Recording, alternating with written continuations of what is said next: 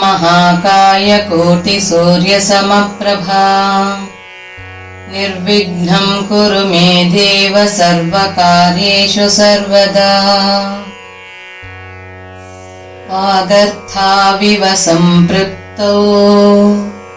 वागर्थप्रतिपत्तये जगतः पितरौ वन्दे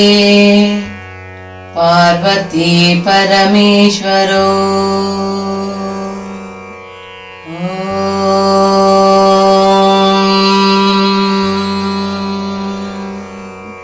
विश्वं विष्णुर्वषट्कारो भूतभव्यभवत्प्रभुः विश्वं विष्णुर्वषट्कारो भूतभव्यभवत्प्रभुः भूतकृद्भूतभृद्भावो भूतात्मा भूतभावनः भूतकृद्भूतभृद्भावो भूतात्मा भूतभावनः भूतात्मा परमात्मा च मुक्तानां परमागतिः भूतात्मा परमात्मा च मुक्तानां परमागतिः अव्ययः पुरुषः साक्षी क्षेत्रज्ञोऽक्षर एव च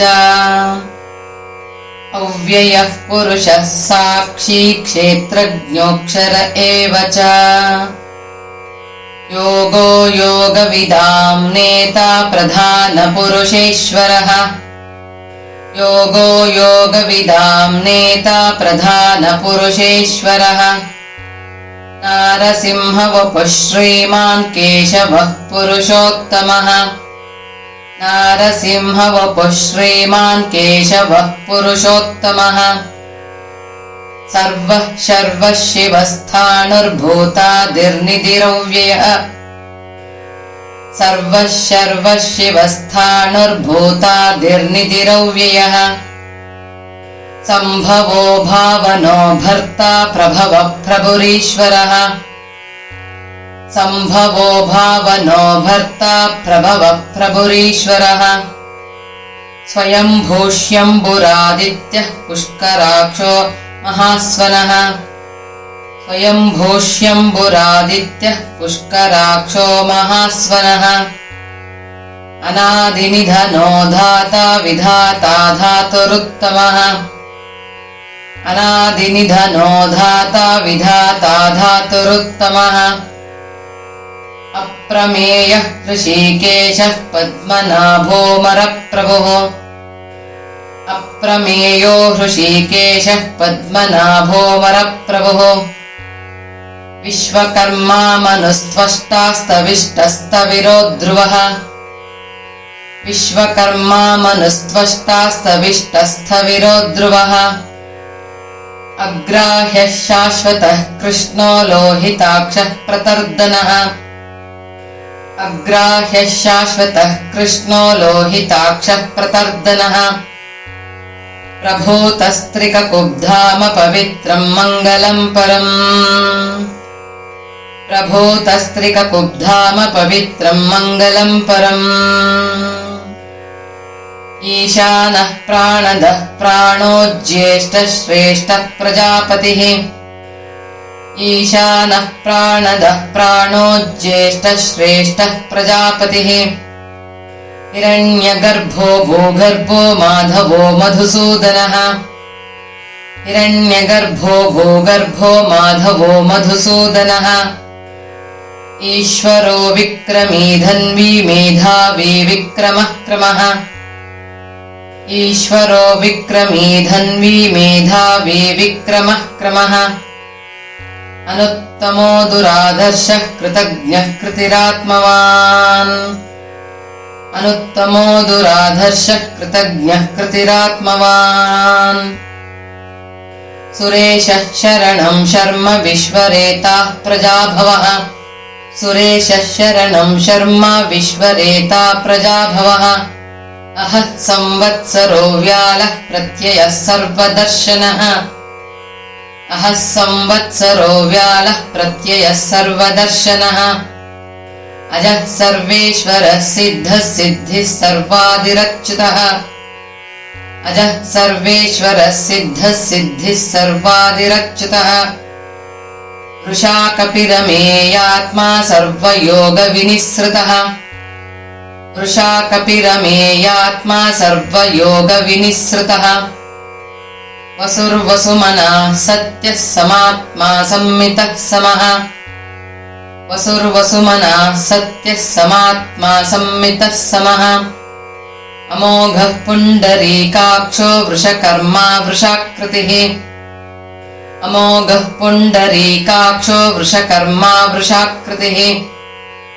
रुद्रो बहुशिरा बभ्रुर्विश्वयोनिः शुचिश्रवाः रुद्रो बहुशिरा बभ्रुर्विश्वयोनिः शुचिश्रवाः अमृतः शाश्वतस्थाणुर्वरारोहो महातपाः अमृतः शाश्वतस्थाणुर्वरारोहो महातपाः सर्वगः सर्वविद्भानुर्विश्वक्सेनो जनार्दनः सर्वगः सर्वविद्भानुर्विश्वक्सेनो जनार्दनः वेदो वेदविदव्यङ्गो वेदाङ्गो वेदवित्कविः वेदो वेदविदव्यङ्गो वेदाङ्गो वेदवित्कविः लोकाध्यक्षः सुराध्यक्षो धर्माध्यक्षः कृताकृतः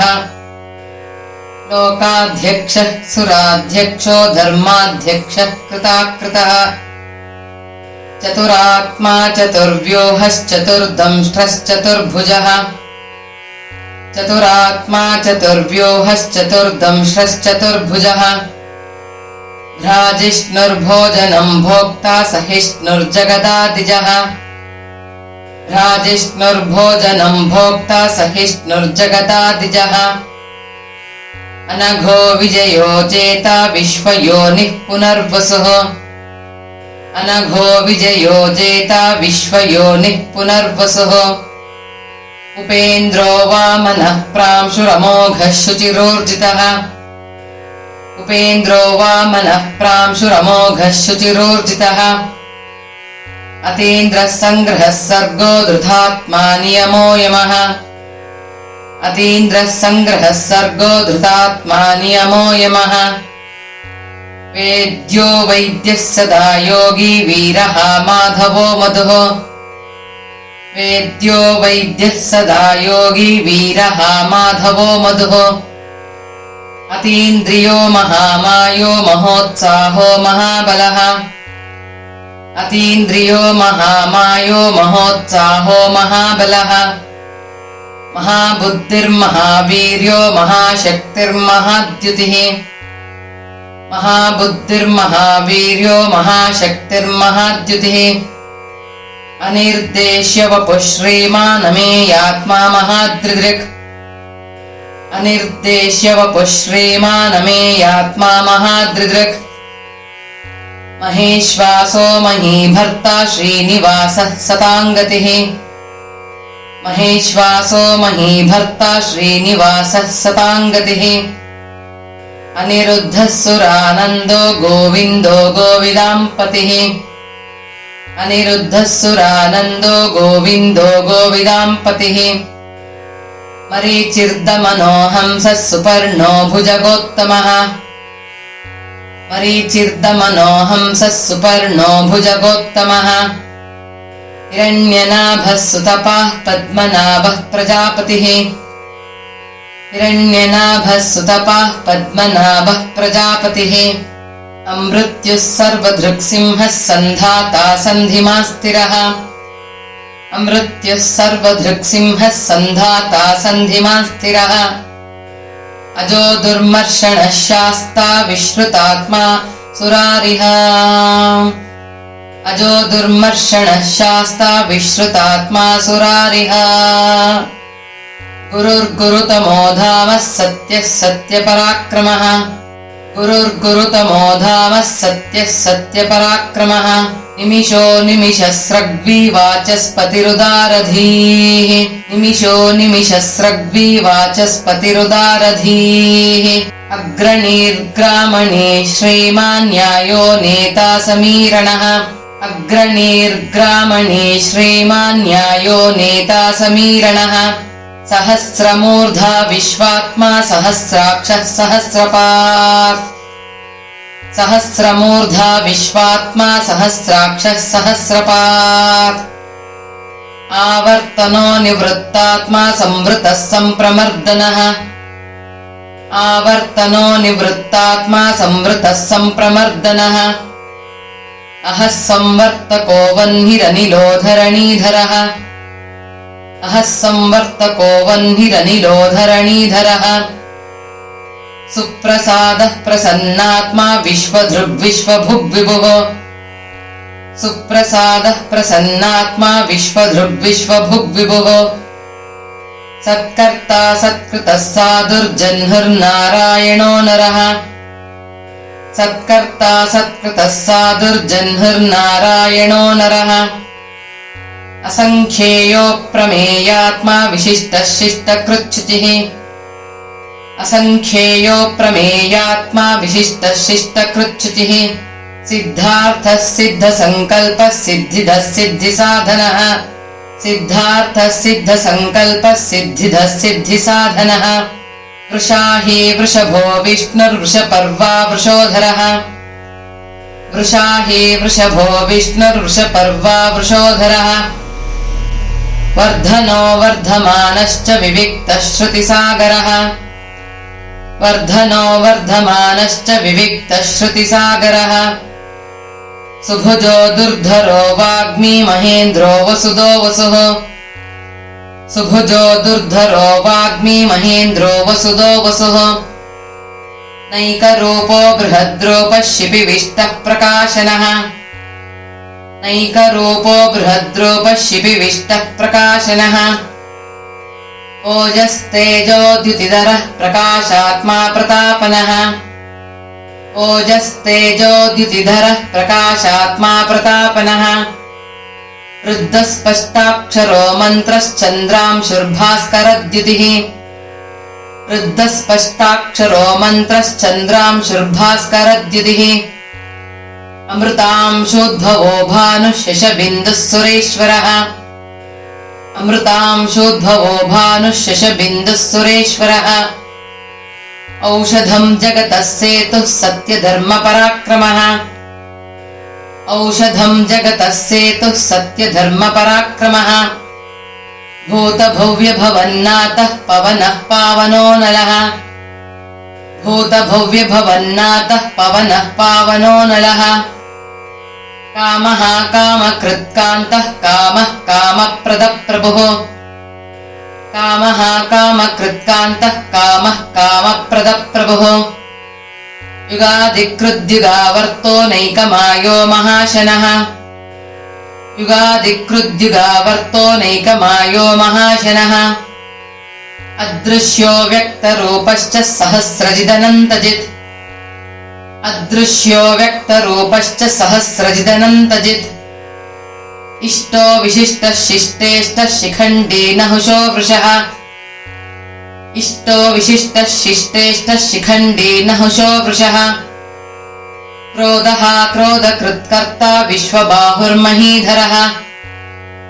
क्रोधः क्रोधकृत्कर्ता विश्वबाहुर्महीधरः अच्युतः प्रतितः प्राणः प्राणदो वासवानुजः अच्युतः प्रतितः प्राणः प्राणदो वासवानुजः अपां निधिरधिष्ठानमप्रमत्तः प्रतिष्ठितः अपां निधिरधिष्ठानमप्रमत्तः प्रतिष्ठितः स्कन्दः स्कन्दधरो दुर्यो वरदो वायुवाहनः स्कन्दः स्कन्दधरो दुर्यो वरदो वायुवाहनः वासुदेवो बृहद्भानुरादिदेवः पुरन्दरः वासुदेवो बृहद्भानुरादिदेवः पुरन्दरः अशोकस्थारणस्थारः शूरः शौरिर्जनेश्वरः अशोकस्थारणस्थारः शूरः शौरिर्जनेश्वरः अनुकूलः शतावर्तः पद्मी पद्मनिभेक्षणः अनुकूलः शतावर्तः पद्मी पद्मनिभेक्षणः पद्मनाभोरविन्दाक्षः पद्मगर्भः शरीरभृत् पद्मनाभोरविन्दाक्षः पद्मगर्भः शरीरभृत् महद्धिर्रुद्धो वृद्धात्मा महाक्षो गरुडध्वजः महद्धिर्रुद्धो वृद्धात्मा महाक्षो गरुडध्वजः अतुलः शरभो भीमः समयज्ञो हविर्हरिः अतुलः शरभो भीमः समयज्ञो हविर्हरिः सर्वलक्षणलक्षण्यो लक्ष्मीवान् समितिञ्जयः सर्वलक्षणलक्षण्यो लक्ष्मीवान् समितिञ्जयः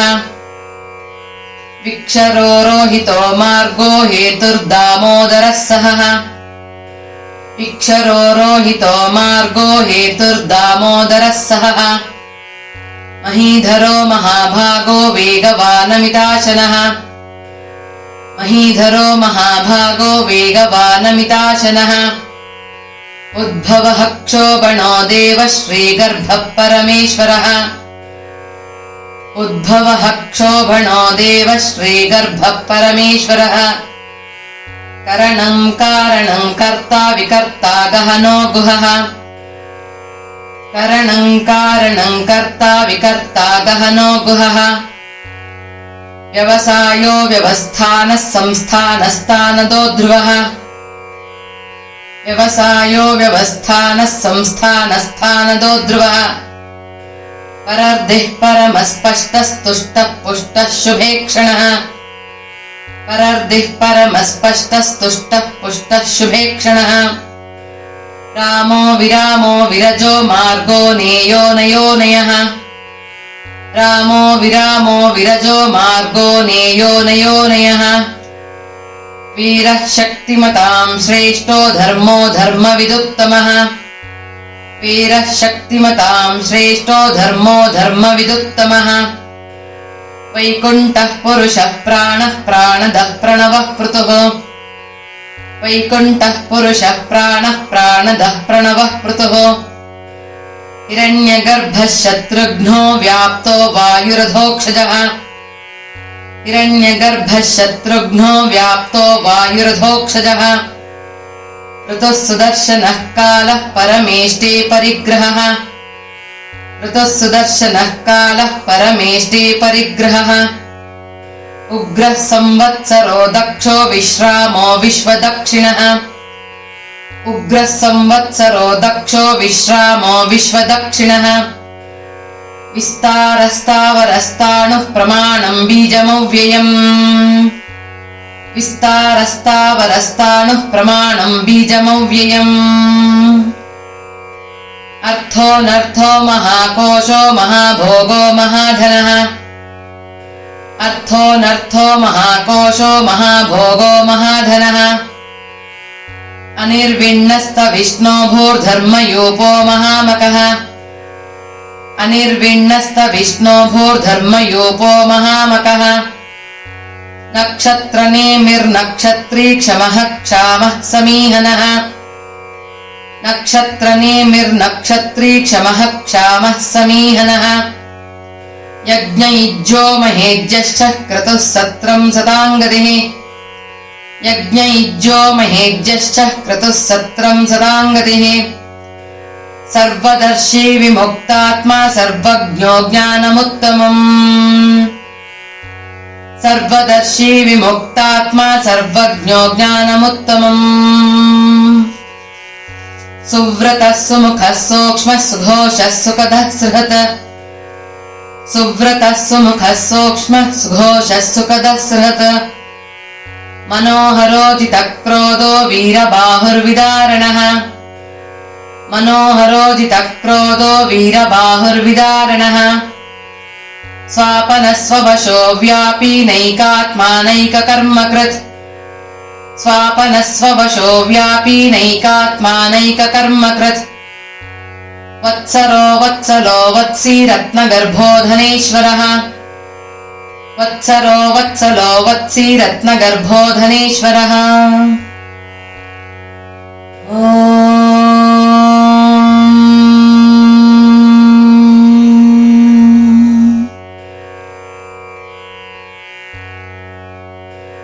विश्वं विष्णुर्वषट्कारो भूतभव्यभवत्प्रभुः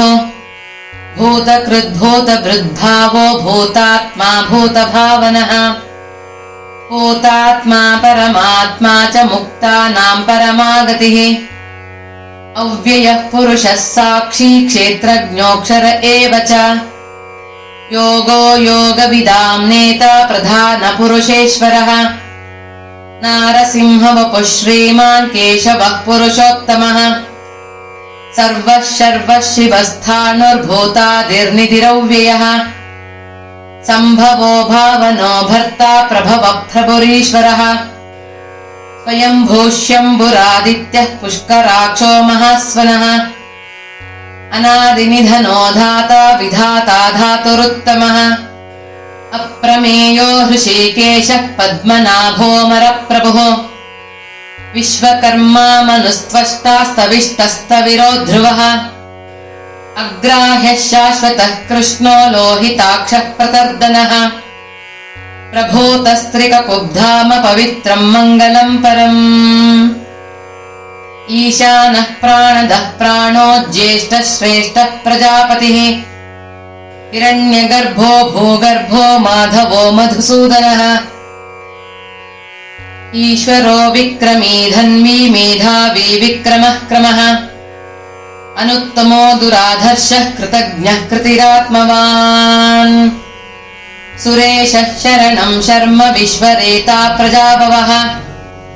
अहः संवत्सरो व्यालः प्रत्ययः सर्वदर्शनः अजः सर्वेश्वरः सिद्धः सिद्धिः सर्वादिरच्युतः वृषा कपिरमेयात्मा सर्वयोगविनिःसृतः वसुर्वसुमनः सत्यः समात्मा संमितः समः अमोघः पुण्डरीकाक्षो वृषकर्मा वृषाकृतिः रुद्रो बहुशिरा बभ्रर्विश्वयोनिः शुचिश्रवाः अमृतः शाश्वतस्थाणुर्वरारोहो महातपाः सर्वगः सर्वविद्भानुर्विश्वक्सेनो जनार्दनः वेदो वेदविदव्यङ्गो वेदाङ्गो वेदवित्कविः लोकाध्यक्षः सुराध्यक्षो धर्माध्यक्षः कृताकृतः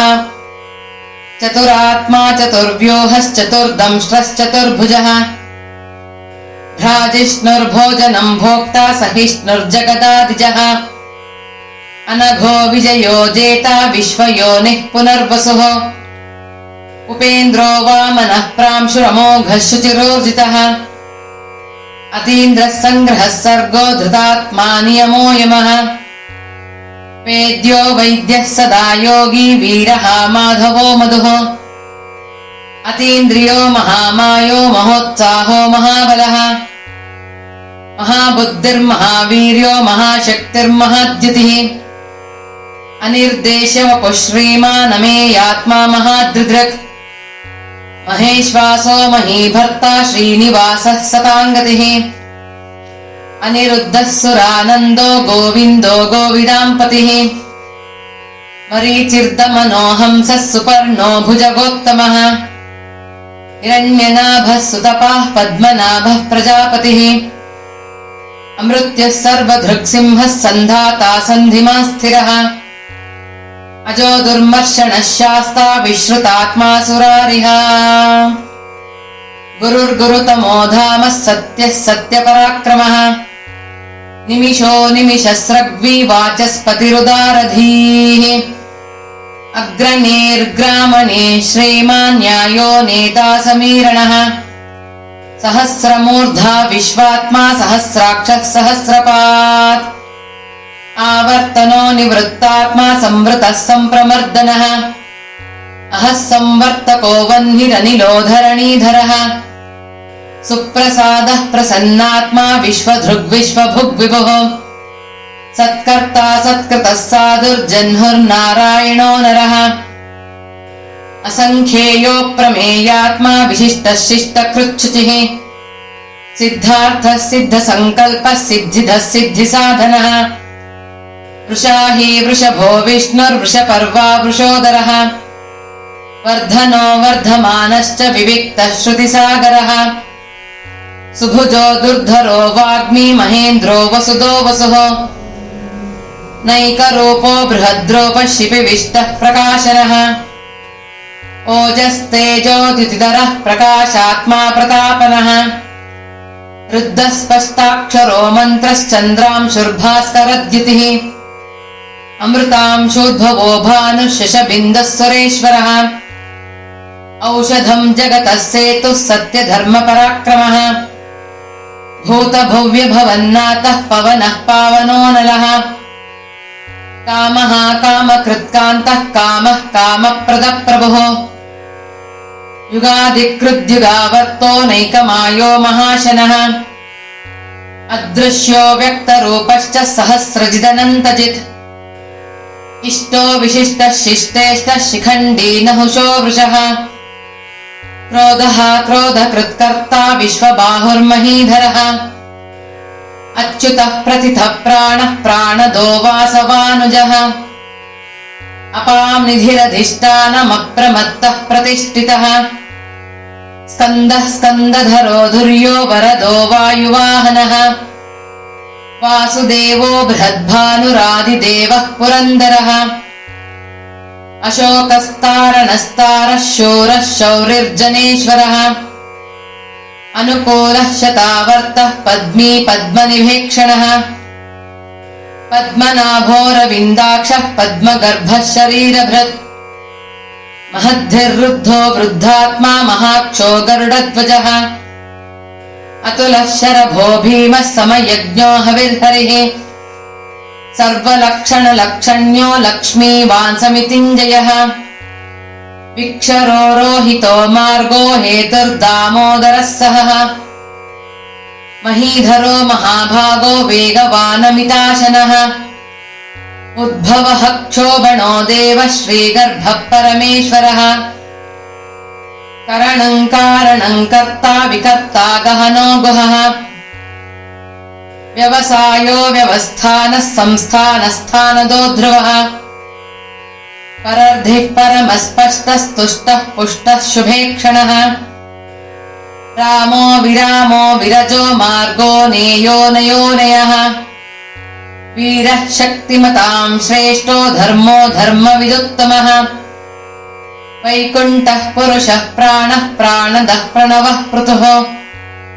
हिरण्यगर्भः शत्रुघ्नो व्याप्तो वायुरधोक्षजः ऋतुः सुदर्शनः कालः परमेष्टि परिग्रहः उग्रः संवत्सरो दक्षो विश्रामो विश्वदक्षिणः विस्तारस्थावरस्थाणुः प्रमाणं बीजमव्ययम् अर्थोऽनर्थो महाकोशो महाभोगो महाधनः अनिर्विण्णस्तविष्णो भूर्धर्मयूपो महामकः नक्षत्रनेमिर्नक्षत्री क्षमः क्षामः समीहनः यज्ञयुज्यो महेज्यश्च क्रतुः सत्रं सदाङ्गतिः सर्वदर्शी विमुक्तात्मा सर्वज्ञो ज्ञानमुत्तमम् सुव्रतः सुमुखः सूक्ष्मः सुघोषः सुखदः सुहृत् मनोहरोजितक्रोधो वीरबाहुर्विदारणः स्वापनस्ववशो व्यापी नैकात्मानैककर्मकृत् वत्सरो वत्सलो वत्सी रत्नगर्भो धनेश्वरः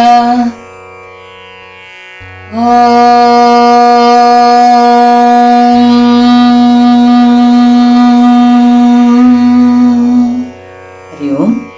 ಶ್ರೀ ಗುರುಭ್ಯೋ ನಮಃ. ಆತ್ಮೀಯರೇ ನಮಸ್ಕಾರ. ವಿಷ್ಣು ಸಹಸ್ರನಾಮ ಕಲಿಕೆಯ ಈ ತರಗತಿಗಳಿಗೆ ಆಗಮಿಸಿರುವ ಎಲ್ಲರಿಗೂ ನಮಸ್ಕಾರ, ವಂದನೆಗಳು ಮತ್ತು ಅಭಿನಂದನೆಗಳು. ಇಲ್ಲಿವರೆಗೆ ನಾವು ನಿಧಾನಗತಿಯಲ್ಲಿ 5 ಶ್ಲೋಕಗಳನ್ನು ಕಲಿತಾ ಬಂದಿದ್ದೀವಿ. ಅದರಲ್ಲಿ ನಾವು 2 ಸಾರಿ ಮತ್ತು 1 ಸಾರಿ ಹೇಳಿದ ನಂತರ ಅದನ್ನು ಪೂರ್ತಿ ವಿವರವಾಗಿ ಒಂದು ಎಲ್ಲೆಲ್ಲಿ ಪದಗಳು ನಮಗೆ ಸಂಧಿಗಳಾಗಿರ್ತದೆ, ಒಂದು ಪದಗಳ ಉಚ್ಚಾರಣೆ ಎಲ್ಲೆಲ್ಲಿ ಹೇಗೆ ಬರುತ್ತೆ, ಈ ರೀತಿಯಾಗಿ ಅದನ್ನೆಲ್ಲ ಗಮನಿಸ್ತಾ ವಿವರವಾಗಿ ಕಲಿತಾ ಬಂದಿದ್ದೀವಿ. ಈ ಕಲಿತವರಿಗೆ 1ರಿಂದ 50ನೇ ಶ್ಲೋಕದವರೆಗೆ ಒಂದು ಸರಾಗವಾಗಿಯೂ ನಂತರ ಅದನ್ನು ಉಚ್ಚಾರಣೆ ಸ್ಪಷ್ಟವಾಗಿಯೂ ಅವರಿಗೆ ಅನುಕೂಲಕರವಾಗಿ ಇರುವಾಗಿಯೂ ಬೇಕು ಅಂತ ತುಂಬ ಜನ ಕೇಳ್ಕೊಂಡಿರೋದ್ರಿಂದ ಇದನ್ನು 1ರಿಂದ 50ನೇ ಶ್ಲೋಕದವರೆಗೆ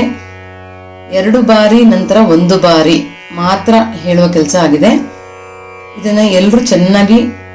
ಹಾಕ್ಕೊಂಡು ಪುಸ್ತಕನ ನೋಡಿಕೊಂಡು ಇದನ್ನು ಅಭ್ಯಾಸ ಮಾಡ್ಕೊಳ್ಬೇಕು. ಯಾಕೆ ಅಂತಂದರೆ